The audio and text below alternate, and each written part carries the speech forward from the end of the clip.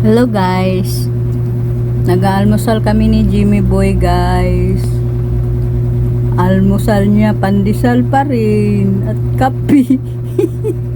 Walang pagbabago.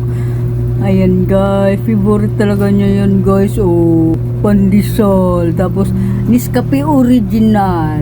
Peke naman ang mukha. Ayan guys, tumawa. Tapos guys, for the first time, nag-t-shirt siya guys. Nilalamig siguro. Ayaw naman talaga niya ng damit guys eh. Magsinutan niya ng damit yan guys. Tinatanggal agad. Pero ngayon, naka-t-shirt siya guys. Nabo na guys oh. Ayan. Ayaw na talaga ng mag-t-shirt guys. Pinagli daw kasi ito sa palaka.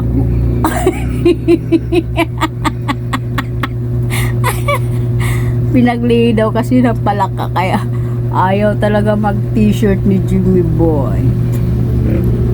Sinabihan na nga yan ng bata dyan dati. Nung hindi pa na-stroke. Sinabihan yan sa labas. Ate, may lumapit sa akin ng bata. Sabi, ate, wala bang damit yan si kuya? Kasi lagi po siya nakahubad.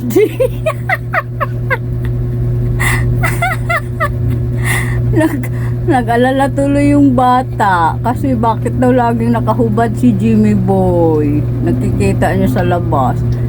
Eh sabi ko talagang gusto ganyan talaga siya. Ang daming damit niyan. Ayaw lang suotin.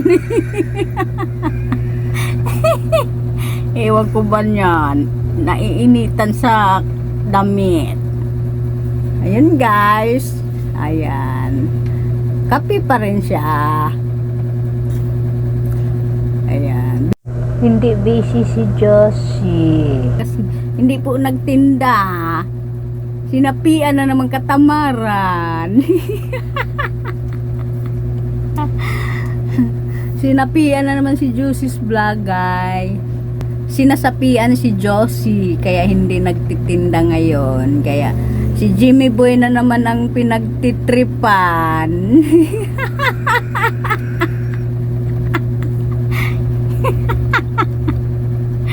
Ay, Jack ko nga.